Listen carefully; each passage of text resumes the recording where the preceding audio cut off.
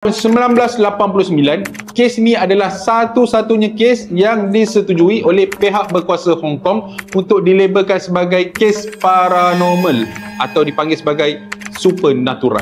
Pada bulan 10 di tahun 1989, sebuah restoran yang bernama Chiu Yong Ki mendapat pesanan makanan untuk 4 orang melalui telefon, dan pesanan tersebut perlu dihantarkan di Hesau Garden yang berlokasi di Western Tai Po Ting. Selepas makanan itu dihantar, duit untuk membayar makanan tersebut diletakkan di post box yang berada di hadapan pintu, dan makanan yang dihantar itu telah pun di-request untuk diletakkan di luar rumah. Selepas owner restoran tersebut mendapat duit itu yang telah dibayar untuk makanan tersebut, dia mendapati duit yang diberikan itu adalah wang neraka. Okey, apa itu wang neraka?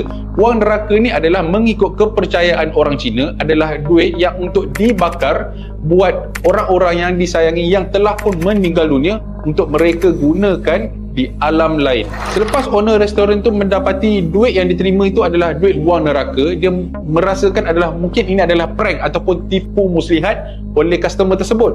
So disebabkan rasa tidak puas hati, untuk order yang seterusnya, owner restoran itu pergi sendiri ke rumah tersebut. Selepas dia pergi ke rumah itu, menghantarkan makanan yang telah pun dipesan, benda yang sama berlaku lagi. Dia masih lagi mendapat wang neraka, dan makanan yang dipesan itu diminta untuk diletakkan di luar rumah. So dengan rasa yang ketidakpuas hati oleh owner restoran itu, dia pun decide untuk telefon polis menyelesaikan masalah ini. Selepas polis sampai di lokasi, mereka memecah masuk ke dalam rumah tersebut, dan secara tak sangka polis-polis itu temui 4 jasad mayat yang telah disahkan pun mati lebih kurang seminggu. Apa yang lebih menyeramkan adalah mereka dapat report daripada jiran-jiran bahawa mereka mendengar bunyi di dalam rumah tersebut seperti orang sedang main mahjong.